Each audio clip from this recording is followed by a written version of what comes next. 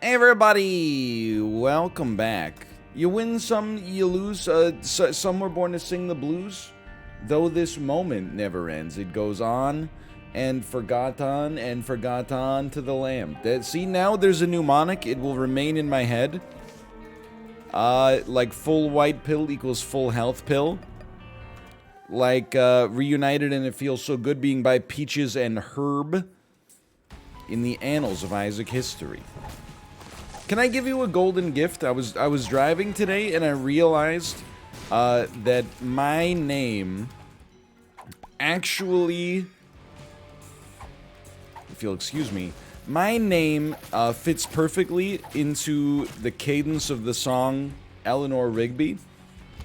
And I'll tell you the genesis for this, okay? Because originally, I was thinking about making a tweet that would have popped off in like 1968. It was gonna be like, come on. Paul McCartney, are we you expect us to believe you really looked at all the lonely people? Come on, man. I'm not saying you didn't look at some lonely people, or everybody you looked at was lonely. However, I call me crazy. I don't believe Paul McCartney looked at all the lonely people. And he says, and I quote, I look at all the lonely people. Donkey, donkey. Anyway, and then right after that, just like a fully formed song popped into my head. And you could, well, at least a part of a verse, okay? It went, Ryan Letourneau, pooping a turd in a toilet alone on the bus. Why make a fuss? And it just, like, that has been a specter in my mind, living rent-free, running through the 6, you know? I don't know what that means. But it just, like, it fits so perfectly that, and I take no offense to it, for a couple of reasons. One is, to the best of my knowledge, I've never pooped on a bus, but you know, there's some scatological humor that I do say from time to time, for sure, so what am I gonna say? Like, basically, I came up with a joke that it would have been awesome if Mouth could use against me if he had invented it, but instead, I invented it, so if he uses it against me, then basically he's saying, like, you know, you're funny. There you go. Ergo, it's the rare insult that also is like it's complimentary in the process. And you gotta acknowledge, please, that I'm like a pretty nice guy. Where the heck did you come from? Hold on. Because I was thinking about, like, man, you could make a great joke about Eleanor Rigby. You know, if you could get somebody's name to fit, and then I realized that my name fit, and I thought to myself, do I deprive the world of this gift? Or do I give them this gift? And you know what I did? I gave them the gift. I gave you the gift right there. Use it wisely. We have one bomb. You know what? Let's do it like this. I want to see red hearts. I also want to... Spirit hearts are fine. I also wanted to see a bomb. Because there is a chance we could...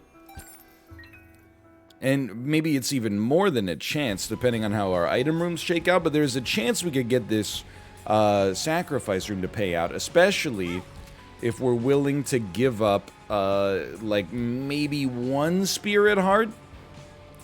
I tend to... You gotta remember... This won't take our bone heart. Maybe we should fight one boss first. I tend not to use the spirit to begin with, so it's not that big of a deal, I think, for us to maybe give up almost all of the HP on the spirit for a bit, but I don't know. I think we should fight one boss first. I think it's the most sensible thing. It is a Tuesday, by the way. Yo, the little dudes have bones, man! Look at it! I mean, they're not really that good with the AI, but when they get him in the corner, holy crap. They were going wild. Isn't he gonna freeze himself off the planet? Not today. Okay, so we get ball of bandages, not that interested. Trying to think. Normally we don't go angel deals as the Forgotten because you kind of get to snag some devil deals for free or almost free. We'll see what we get here. Remember when we used to take plum flute all the time? Those were the days, man. I'm just gonna go ahead and say it. Yeah, we could use a man like Herbert Hoover again.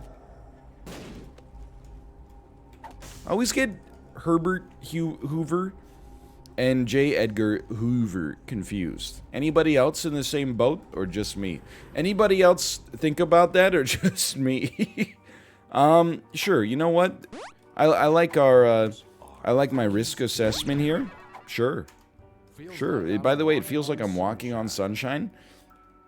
I'm gonna be lazy. I'm just gonna go down to the next floor. I've, you know, redefined my priorities, and I'm not sure that the sacrifice room is all that valuable, actually.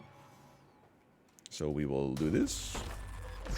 And we'll get another deal with the devil. I mean, dude, as long as you have Satanic Bible, you might as well take these, I think. Lusty Blood is pretty strong. Spirit Hearts would be nice. Okay, sure. You know, no, I implore you. I don't need to reconsider. It is a Tuesday, by the way. What does that mean? Little in the whole scheme of things, but, you know, just... My weeks... It's been like a... My weeks, that's Borat. Imagine if Borat had to sell out. He couldn't be, like, an independent journalist anymore. I guess he's not independent. He works for the government of Kazakhstan, but imagine if he had to, like, get a job at his dad's potassium mine. Can't you just picture Borat in a three-piece suit, you know? You cannot imagine, you know... I just couldn't possibly fit it in. You couldn't imagine my week. Anyway, that's not a good joke. Twit longer incoming. Come on. All you gotta do is not lose this bone heart until you get another charge on Satanic Bible.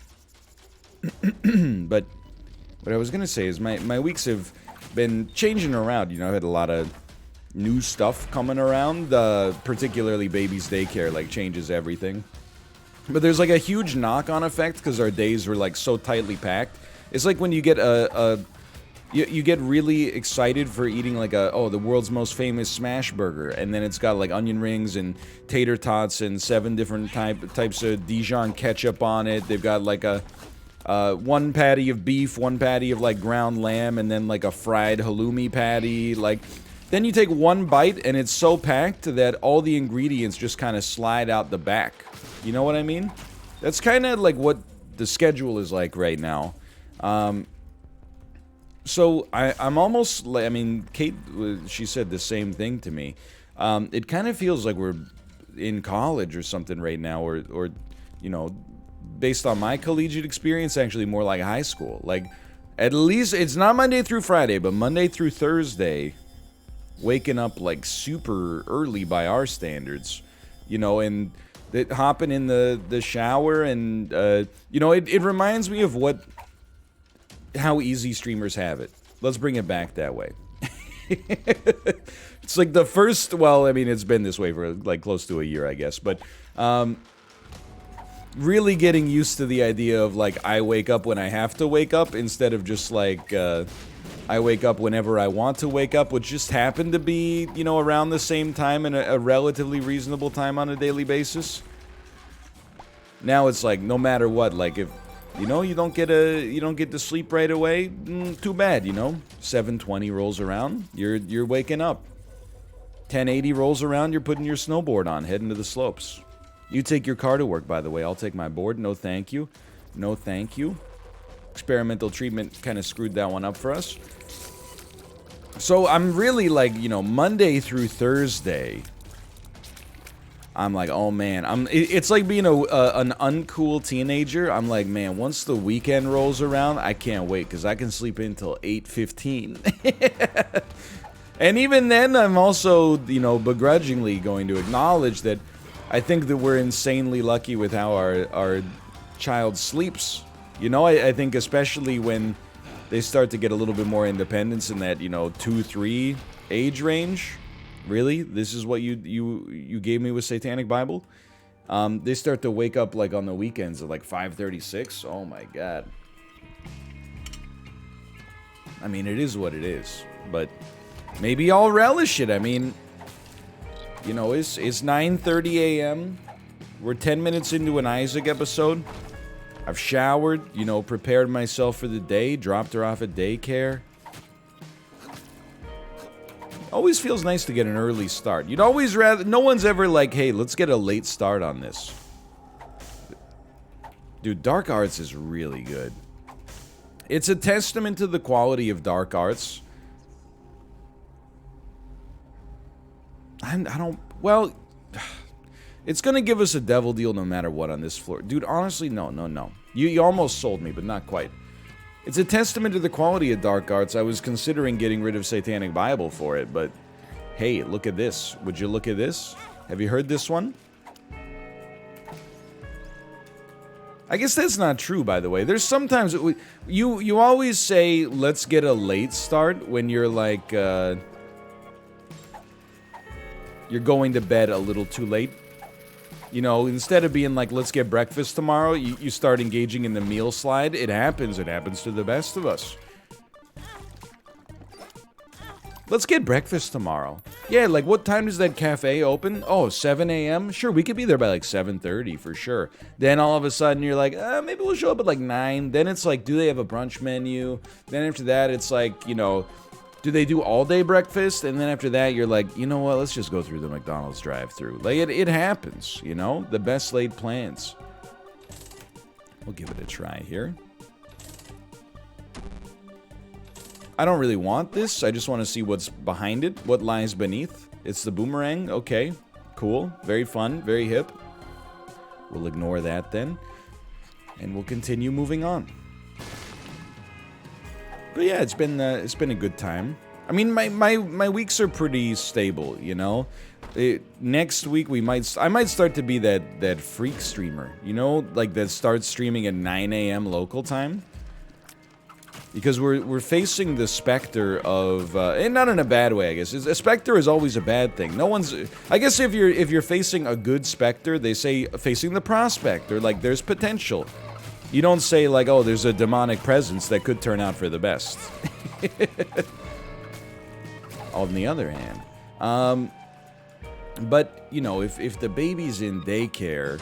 I'm just running... This is probably very interesting for you, I'm sure. If the baby's in daycare, you know, from 9-ish or 8-ish until 4, I could stream, like, you know, 9 to 2...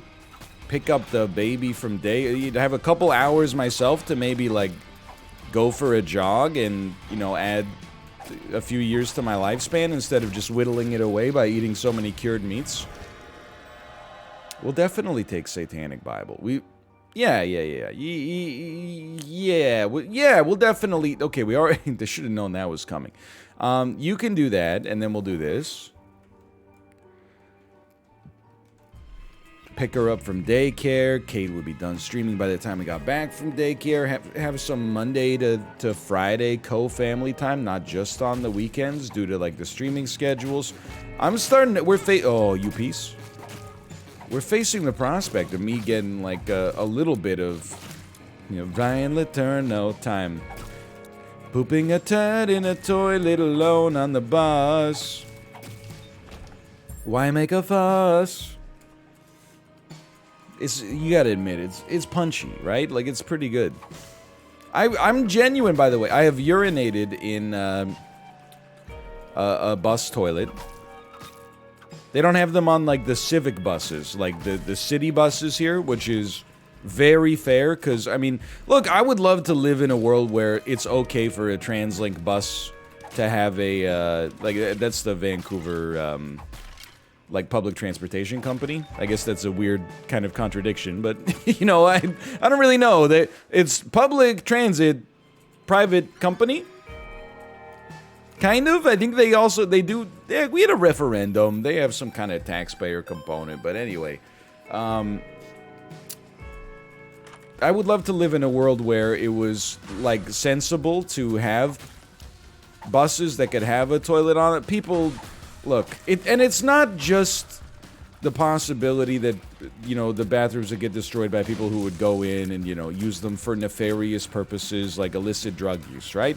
Is also, everyone loves to be like, oh, the bathrooms would get destroyed because people would, like, pass out in it and, you know, like, There's a chance of that, but also everyone seems to ignore the damage that like 25 insanely intoxicated individuals can do to one bathroom on a night bus at like 11:30 p.m. Everybody's always like, the people, we can't have nice bathrooms because people are always passing out in them after they do needle drugs or something like that. It's never like, yeah, okay, I threw up in that public bathroom and then just walked out and then, booted and rallied in the Uber home. There's no acknowledgement, It's always, us v them. It's never everybody makes mistakes. That being said, I mean, I'll tell you, and I say this is stuff that embarrasses me, or at least it embarrassed me as a child. Now that I'm older and I'm, more secure in myself, I understand the humor of the situation, and I say it as a way of getting, either a laugh or even as a way of getting, like, some, support or some sympathy for somebody that's maybe like a younger version of me going through the same thing right now. I told this story many times, like on my first day in the dorms of university, and you gotta set the stage, right? Like you're starting a brand new life. You get to reinvent yourself like DJ Qualls and the New Guy. I was not like necessarily uncool in high school, but I was very quiet. I was very reserved, and I made the resolution that I was going to be a little bit more open, in university. I was going to be, if anything, a little bit more of myself, a little bit higher volume version of myself. And, these are people that have no preconceived notions about you from meeting you. You get a chance for a fresh start. Everything's going great. Ha ha ha. We all bonded over the fact that we were sad that Steve Irwin died the day we moved into the dorms. It was a tough time for everybody, right? I go use the bathroom. And remember, I was an only child up to this point in my life. And still am. That I know of. I don't have any brothers or sisters that I know of. And, this was the mid-2000s. It was like living on the set of Friends, or Ally McBeal. Things were different. There was a men's bathroom, a women's bathroom, and then there was one bathroom that was co-ed. And we had discussions over like, are you guys cool with this? And everybody seemed to be cool with it or didn't raise any objections at least. So yeah, we had one co-ed bathroom where, it was unity, men and women pooping alongside one another. It's a beautiful thing. It inspired me to never use that bathroom out of a sense of duty. Hilariously enough, I suppose. Now, so I was using the men's bathroom. This is the part that ticks me off a little bit, okay? I was using the men's bathroom, not the co-ed bathroom, even though the co-ed bathroom was closer. This is my memory, at least, of it. I was pooping. Someone came in, and it was a woman, but this was also like, it was your first day on the university campus. People are having fun. They're finding out new boundaries and stuff like that. Anyway, or maybe now that I think about it, maybe all three bathrooms became. Look, this was 16 years ago. It's hard to imagine, but 15 years ago, I guess. But all the bathrooms maybe became co-ed at some point. I can't remember. It was, look, sue me. I was 17, 18 years old. I don't know what was going on back then. It was a long time ago. Either way, a girl came in and she went, "Oh my God, that's like the worst smelling thing I've ever smelled." And I just kind of laughed because I was like, these are my new friends. And then she started calling. It's mortifying even now to think about, though also hilarious. She started calling her friends in. She was like, "Oh, Lindsay, you gotta come in here and smell this." And then like, just a parade of people were just coming in and going like, "It's the worst thing I've ever smelled." And then, I was just, like, in the cell, like, mortified, right? Like, this is, like, the worst thing ever. And so, I'm just trapped in there going, "Yeah, me too, guys. Yeah, it's really stinky. Well, it's so inconvenient." Anyway, you know, when I got out, we all had a good laugh about it at my own expense. I definitely didn't take it personally. And for the rest of the year, and this was, you know, necessity's the mother of invention. For the rest of the year, I went to basically the basement of our dorm building. There was a common area that nobody ever used. Next to the common area was a sick, basically private bathroom with 2 stalls that nobody ever used, so usually you got the bathroom entirely to yourself. I would pop in there, you know, I got my MP3 player, grab a campus newspaper, you know, on the way into the building and just take my sweet time down there where, you know, in the garage, I feel safe, no one cares about my ways. It was nice, you know, it ended up working out okay, and who's laughing now? I'm telling jokes about it. You're, I don't know, probably like a VP of finance at a bank, but not like a big bank, like not one of the big Canadian banks, but maybe like a, you know, a regional credit union or Canada Western or something like that. Like, I'm sure you're doing okay for yourself, but, you know, I'm not sweating it either. Regardless, I was very shy, and it turns out it was for good reason, I suppose, but I remember that from first grade, I can't speak for kindergarten, my memory's pretty weak back then, but from first grade until 8th grade, any Bo Burnham fans here? I defecated in public like in the school bathroom one time. One time. Sincerely. And I remember it because, and I don't know why every single one of these stories, or every single bathroom moment has a story attached to it from this era, but I remember in 2nd grade, I was proud of myself. I was finally going to get over the fact that I only wanted to go number 2 at home. Because, like, look, you can spin a yarn, right, about how, like, oh, it's unsanitary, or like I'm just not comfortable, but like the truth of the matter is it would make your life a lot more convenient if you could be a public pooper. Not like, you know, with an audience, but at least in a public bathroom, you know? Having been on the side of exclusively private pooping, it's much more inconvenient, you know? I always envied my friends and colleagues who were a little bit more, you know, able. It's the same way I envy people that could, like, fall asleep on an airplane. It's like that just eliminates, like, one unnecessary stress from your life. That must be nice. I hope you appreciate it. So in 2nd grade, I was like, I'm gonna get over this, okay? I'm finally gonna become someone who can use the public bathroom for number 2. We should. I think this is worth it. We can go back for a Spirit Heart. Why not? And I put up my hand to ask to go to the bathroom. Teacher said, yes, Ryan. And I said, can I go to the bathroom? I need to poo. And then my teacher said, ooh, like publicly humiliated me. You know? Just so you know, you don't have to tell me what kind of thing you're gonna do in the bathroom. You could just go. Well, congratulations, Mrs. Name Redacted. You know, your little gotcha at the expense of a little 7-year-old version of me gave me a complex for, like, you know, 8 or 9 years. I didn't use the bathroom again for number 2. In high school, I got over it, and I occasionally, like maybe once per year, would have like a situation where I was like, okay, I really have to go. It would be better for me to knock this out.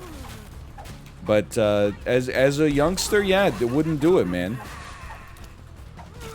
Come a long way. I mean, it's something you kind of got to get over, like, and the only way to do it is via, like, exposure therapy. You're lucky, by the way, if you're going through this now, at least you got, like, you know, cell phones and data plans and stuff like that. Back in the day, it was just like, if you didn't have a newspaper, we need this, you know, it was just like you and the walls around you, you know what I mean? You're flying too. Okay, thank God. Well worth it then. You know, you might even end up striking up a conversation with the person next to you.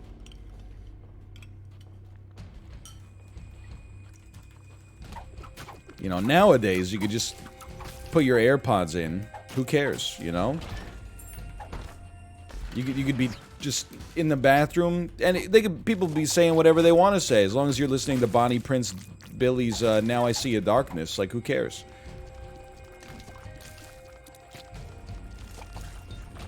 Anyway, so that's why I tell the stories like that. I will say, though, there have been times in my life I have enjoyed a public bathroom, or like let me rephrase, okay? Like, even when I worked, and this is now, I'm aware of the fact that this is idiosyncratic, right? I'm not like this is normal, but I am saying you might consider, you know, considering it based a little, okay? Even when I worked in an office in my hometown, you know, I didn't mind using the public bathroom, or the office bathroom, I should say, for number twos. Necessity is the mother of invention, right? Like, sometimes when you gotta go, you gotta go. Let's not make it any more specific than that. I already know these people, even though I've talked about it in extremely abstract, like, nondescript terms, just when you're like, I was in the bathroom the other day, there is a subset of the population that's like, ah, ooh, ooh. Oh, my favorite movie? Oh, I really like Fist of the North Star. I think it's just a really cool anime. Yeah, Ken, whatever his name is, he punches people, like, in their body, and then they explode. It's really violent and grotesque. I'm a big fan of Berserk as well. Not only the themes, but also the ultra-violence. Oh, you were in the bathroom the other day? Have some decency! Please, do not say the P-O-O-P word, okay? You down with P-O-O-P? No, you don't know me. And I wish I didn't know. Anyway, but you know, necessity's the mother of invention. Sometimes you gotta go. But sometimes I would delay it, and then I would wait till my lunch break. And there was a you know the type, but a horrible mall near my office that, like, it's probably like in the 1960s was built to be like, it'll be a really cool place, and then just like retailers abandoned it completely. And, you know, through the ravages of time, like, there's you know, 2 dental offices in it, and then like 1 store that sells secondhand jewelry, and then like nothing else, right? It's like, you know, every once in a while you'll be like, oh, I gotta get, you know, I gotta get my passport photo, and like the place that you get your passport photo is in this mall. Regardless, because the mall was like basically not unoccupied, but very lightly staffed and 0 traffic from actual customers, I would go there on my lunch break now and then when it felt like it, you know, I'd earned it, and I would use their bathroom, and it was completely undisturbed. I gotta say, there's nothing like the decadence of having a public bathroom to yourself. I mean, come on. Public bathrooms, I think, get a bit of a bad rap. It's other people that are the problem. Having your choice of stalls, you know, you never have to wait for a sink. That sort of stuff, those are big positives, man. Anyway, I'm just saying, if you're going through this, I understand. I understand where you're coming from. I'm fricked up. You're fricked up, but if God got us, then we're gonna poop all right. Well, it's like Lucy said in All Right by Kendrick Lamar, right? You got an upset tummy? Mother effer, you can live at the mall. Probably not. I mean, I only had like 50 minutes for lunch, but I'm not complaining. That's not so bad. That's that white-collar lifestyle. But there's people who will be like, that's so weird. Hey, like, what do you... maybe it's weird to you, but at the same time, like, doesn't it tell you something that I was willing to use some of my precious lunch break in order to engage in a comfortable bowel movement? Like, You know, it's important to me. I'm not just putting on airs. I'm starting to realize that this is the kind of stuff you probably talk about with a therapist. Instead of opening it up for anonymous feedback from internet strangers who are like, wow, that's weird. P.S. I haven't left my house since last March. Okay, this is Guppy. Thank you. I insulted you to protect myself, okay? Get over it. So Guppy is a beautiful thing here. This run is a win. Absolutely. I'm at the point now where I'm like, I just want like an Emperor card.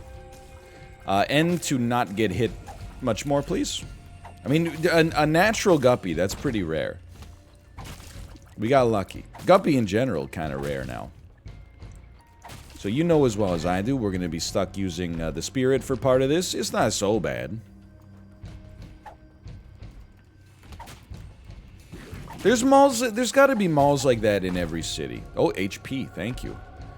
Like, I know in my hometown, there's a few, okay? So there's one, and like, the town is proud of this, okay? So if you're from the Kingston, Ontario region, I mean, what's the big mall? Cataraqui Town Center. Tell me everything you know about the Cataraqui Town Center. It's the biggest mall between, I think it's the biggest mall between Ottawa and Toronto on the 401. Because I'm pretty sure that the Rideau Center must be bigger than the Cataraqui Town Center because it has a dang movie theater in it. And it's definitely not as big as the Eden Center. But hey, if you were traveling along that stretch of the road and you want to go to the biggest mall that's not at either of those major destinations, this is the one for you. There's also the Kingston Center. Now, when I was a kid, the Kingston Center was like toe-to-toe with, oh, that's a double tinted rock, not a single. Was toe-to-toe with the Cataraqui Town Center. Then the Cataraqui Town Center, they started to get, I mean, they had the big Christmas stuff, they had the better, like, Mall Santa setups, and they all just fell apart. They did, like, they did a remodel that took, like, several years. But when it finished, people were like, that's nice. Damocles! You know what? I'm not scared. Go ahead. See if I care. And we're going down. Okay, make sure you blow this up. Maggie's bow? Small rock, that's amazing. Although I do have 0.6 speed. That's pretty bad. So, oh, dude, I went to the Kingston Center so much as a kid. Like, that's where I bought all my Goosebumps books. I was part of the Avid Reader Club at Smith Books, I think was the name of the store. They used to have a Dynamite food court. Used to get, you know, Coney fries all the time. Arthur Treacher's fish and chips. Like, there was some good stuff going on in the Kingston Center. Then, it became kind of like one of those weird strip malls. Like a place where all the, you know, standalone, like, Quiznos and Starbucks and, you know, Bell Mobility stores would be. I don't know. Now it's kind of like, it's like a mall that has been colonized from within. Like, the stores broke out of the mall, and now they own the land. It's weird. A second item, thanks to Damocles. Would you look at that? All we have to do is never get hit. Shouldn't be too much of a problem. Then, and those are the malls that, like, have purpose. Again, this is way too, like, insular. If you're not from the area, you're gonna have to, like, you know, find a way to relate in your own town. There's the Frontenac Mall, which was, essentially dead when I was a kid. Then, like, in middle school, it got the first Walmart in my hometown, and that really put it on the map. Like, all of a sudden, you know, there was a Food Basics in there, I think, as well. That, and Celine, this is not a joke, it's very Canadian. Celine Dion's restaurant. It's a chain called Nichols. But Celine Dion's restaurant was right outside, so you could have, like, a nice day of shopping at the Walmart. And then go to Celine Dion's restaurant, maybe get, you know, some chocolate cake. My Heart Will Go On French fries. I don't know that many other Celine Dion songs. It's all coming back to me now. That it's a song. That's not all coming back to me. I only know the other one. that one. Owns. I don't wish to be hit by you. Thank you. And then, so you might say, wow, what a nice story. Maybe, like, the Walmart did something positive. Well, then later, I think they outgrew that location. And as a result, they pulled out of the Frontenac Mall. And my understanding is that since then, it doesn't have quite the same level of traffic. So it was like, you know, they were... you know what it was? It was like the New Jersey Devils in the early 2010s. You know, when they got Ilya Kovalchuk for a year and a couple years. And then they made the Cup Finals. And then, you know, he was like, actually, I want to go back to Russia. And then they were like, okay, we're kind of like temporarily bad again. The heck is that? Gello? Can't you hear me? Gala. I just stood still for some reason. Little frightened of the Damocles action, but it's okay. Then you get into some, like... I mean, there's, LaSalle Muse, which is, like... where I took my driving lessons. Like, my in-class driving lessons as a kid.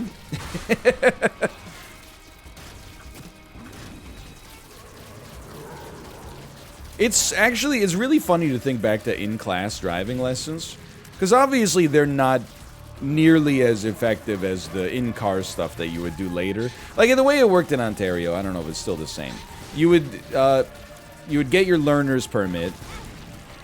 After you got your learner's permit, you would take, like... You had an option. Or no, I got this totally backwards. I'm realizing that I'm old.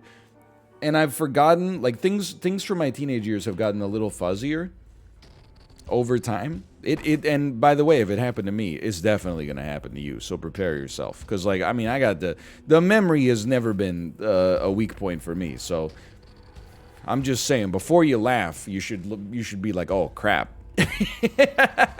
I will take brimstone bombs as you. And then everything else in there, maybe not.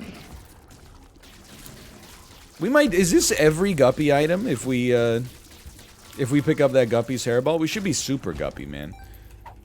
But, anyway, like, the in-class driving lessons, it's funny to think back that, like, me and all of my friends as 16-year-olds were like, this in-class stuff is so stupid. Like, I really have to give up 2 of my weekends to go to in-class driving lessons.